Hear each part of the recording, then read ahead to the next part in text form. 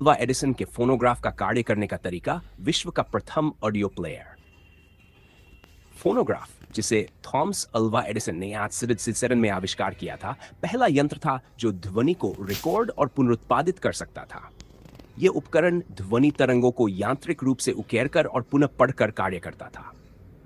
इसके कार्य करने की प्रक्रिया को 3 मुख्य चरणों में समझा जा सकता है: रिकॉर्डिंग अभिलेखन, स्टोरेज और प्लेबैक पुनरुत्पादन। ध्वनि का अभिलेखन कैसे होता था?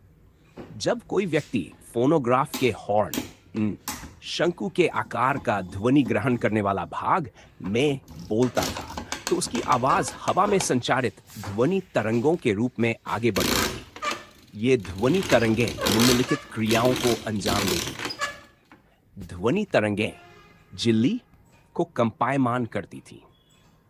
झिल्ली से जुड़ी हुई एक सुई इन कंपनों को ग्रहण करती थी।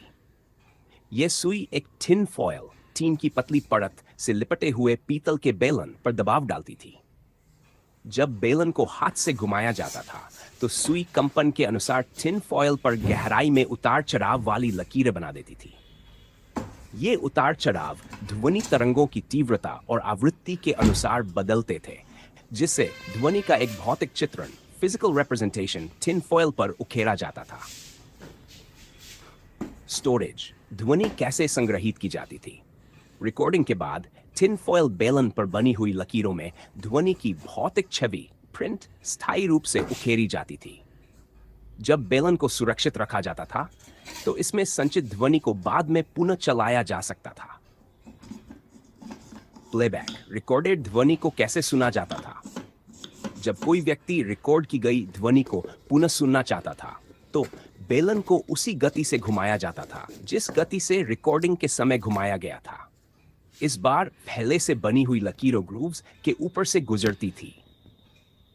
लकीरों की गहराई और उतार चढ़ाव के कारण सुई डोलिब्रेट होती थी और ये दोलन झिल्ली को पुनः कंपनित कर देते थे। झिल्ली के कंपन फिर से ध्वनि तरंगों में परिवर्तित हो जाते थे।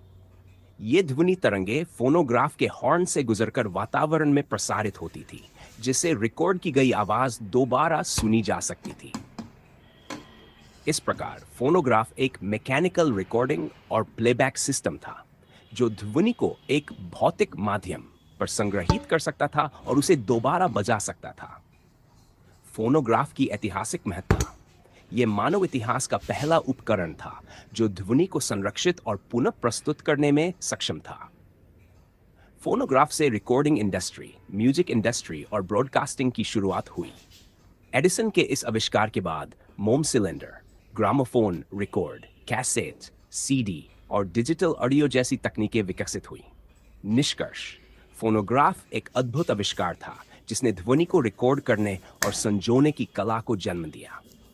आज हमारे पास डिजिटल ऑडियो प्लेयर है, लेकिन संगीत और ध्वनि रिकॉर्डिंग की यात्रा इसी फोनोग्राफ से शुरू हुई थी।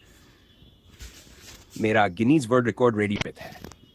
यदि आप ऐसे दुर्लभ एंटीक संचार उपकरणों के बारे में और जानना चाहते हैं, तो वीडियो को लाइक करें, शेयर करें और चैनल को सब्सक्राइब करें। Text phonograph, Thomas Edison, Audio History, Radio Museum, Guinness World Records, Sound Revolution, Antique Tech, Gramophone Vintage Audio, Historical Inventions, Music History, Rare Collection, Edison Phonograph, Retro Tech Audio Player.